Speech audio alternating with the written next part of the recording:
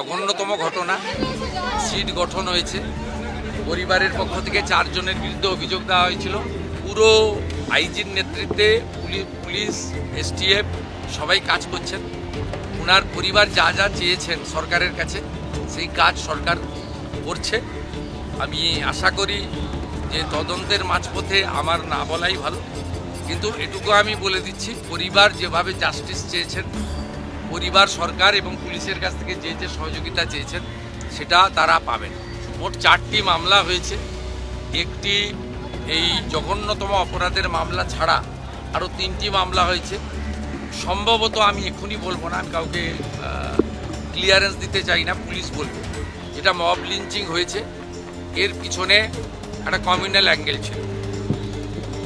Rail লাইনে যেভাবে রেলপথকে উপড়ানো হয়েছে, আমাদের অতীত ইতিহাস মনে পড়ছে। 2019-এর সিএ বিরোধী আন্দোলন বা কিছুদিন আগে ওয়াকফ অ্যামেন্ডমেন্ট বিরোধী আন্দোলন। তৃতীয় হচ্ছে সিআরপিএফের 2 জন জওয়ান আহত হয়েছেন, একটা পুলিশের গাড়িকে জ্বালানো হয়েছে। আপনারা নিশ্চিন্তে থাকুন, প্রথমটার তো বিচার দেব, ক্যাপিটাল পানিশমেন্ট দেব। বাবা যা যা চেয়েছে সব করবে মুখ্যমন্ত্রী।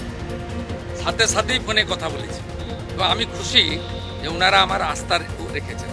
বাকি 3টে বিষয় যারা যুক্ত, যারা অতৃপ্ত আত্মা, ভোটে হেরে যারা ঘরে ঢুকে গেছিলেন, এখনও ঢুকে আছেন, এই তিনজন মিলে এই যে 3টে কাণ্ড করেছে না, এদেরকেও কিন্তু ভুগতে হবে।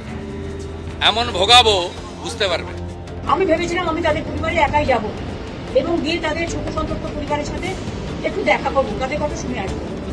কিন্তু দেখুন, আমার বাড়ির সামনে থেকে একেবারে সমস্ত রাস্তা, মোড়ে মাথা থেকে আমার বাড়ি পর্যন্ত লুটমার চলছে এবং পুরোপুরি প্রায় 1000 পুলিশ, সিআরপিএফ থেকে শুরু করে আরো সমস্ত পুলিশ, ছেলে পুলিশ, মেয়ে পুলিশ, গুন্ডা দমন পুলিশ, ডাকাত দমন পুলিশ, গাঁজা দমন পুলিশ, সবাই মিলে সেখানে জমায়েত হয়েছে। কি না তো আমাদের নাকি নজরবন্দি করে রাখা হয়েছে, আমি শুনছি হাউস অ্যারেস্ট করা হয়েছে, মুখে না বললেও এটা তো সেটাই প্রমাণ হয়। এমন কি ঘটলো যে আমার বাড়ির সামনে লুটমার্চ করতে হচ্ছে? এখানে তো 144 নেই। এমন কি ঘটলো যে এখানে সিআরপিএফ থেকে শুরু করে একেবারে আরপিএফ থেকে শুরু করে একেবারে আইবি থেকে শুরু করে এসবি থেকে শুরু করে সিআইডি থেকে শুরু করে ডিফারেন্ট টাইপের পুলিশ মোবিলাইজেশন করা হয়েছে? কেন? আমরা কি চোর না ডাকাত না? আমি জীবনে কোনোদিনও দাঙ্গা করেছি? যখনই যেখানে মানুষ বিপদে পড়েছে, এমনকি যেটা নিয়ে আমাদের সফল মানুষ দিন রাত জেগেছে, আমিও কিন্তু মিছিল করেছি, প্রতিবাদ মিছিল, এবং সঙ্গে সঙ্গে আমি তার বাবা মার সাথে কথা বলেছিলাম, তাদের বাড়িও গিয়েছিলাম। দেখুন, কেউ আমাকে পছন্দ করতে পারে, না করতে পারে, সেটা আলাদা ব্যাপার, কিন্তু আমি তো আজকে আমার কোনো সিকিউরিটিও নেই, আমি তো একা। তাহলে আপনাদের আমাকে নিয়ে এত চিন্তা কেন? আপনারা আমাকে বেরোতে দিচ্ছেন না কেন? আমাকে নিয়ে এত ভয় কেন? আমাকে নজরবন্দি করে রেখেছেন কেন? যদি সত্যি করে থাকে নজরবন্দি, নোটিফিকেশন ইস্যু করুন। তাহলে আমার পাড়ায় লুটপাট করছেন কেন? কোনো গন্ডগোল নেই, কোনো অশান্তি নেই, কোনো কিছু নেই। আপনারা কেন এত পুলিশ মোবিলাইজেশন করেছেন? ইভেন এটাও ভুলে গেছেন শিষ্টাচার। রাতের বেলায় এত পুলিশ মোবিলাইজেশন করে রেখে দিয়েছে। আমি জানি না আপনারা কি চান। আর্টিকেল 14 থাকবে না, আর্টিকেল 19 থাকবে না, আর্টিকেল 21 থাকবে না, শুধু আপনারা একাই থাকবেন আর এক পক্ষ থাকবেন। অন্য পার্টি গেলে ছাত্রুল মাপ, আর আমার বেলায় তৃণমূল ধাপ, বন্ধ ধাপ ছিল না। আমরাই অরিজিনাল তৃণমূল কংগ্রেস, তো তাই আমাদের ভয় পায়, কর্তাদের ভয় পায় না, বেঈমানদের ভয় পায় না। তাই যারা বিজেপির সাথে মিলে আছে তাদের মিছিল মিটিং করতে যেতে দেয়, আমাকে দেয় না। তো আমি একা মানুষ, আমি তো আজকে কমন কুকুর, আমি তো লেস ইম্পর্টেন্ট পার্সন। আমি মনে করি আমি less important person from the beginning. Even আমি যখন ভিআইপি ওরা কনসিডার করতো, আমি কনসিডার করতাম না, আমি ট্রাফিকে দাঁড়াতাম। তার কারণ আমি কোনোদিন আমার সাধারণ জীবনযাপন থেকে সরে যাইনি, কোনোদিন যাবো না।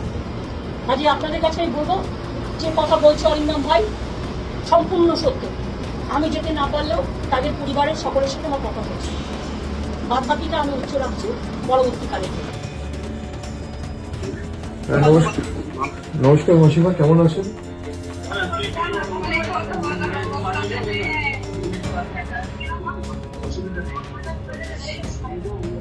আপনার থানায় কমপ্লেন করেছেন?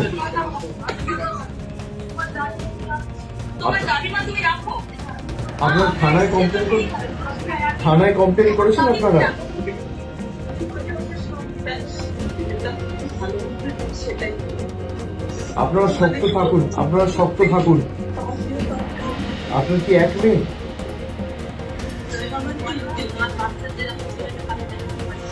আপনারা থানায় কমপ্লেন করেছেন? পুলিশ কোনো ব্যবস্থা নেয়নি এখনো? যে ছেলেটি ধরা পড়েছিল সে কি যুক্ত ছিল এর সাথে, যাকে ছাড়িয়ে নিয়ে গেছে? ছেড়ে দিয়েছে, পুলিশ ছেড়ে দিয়েছে।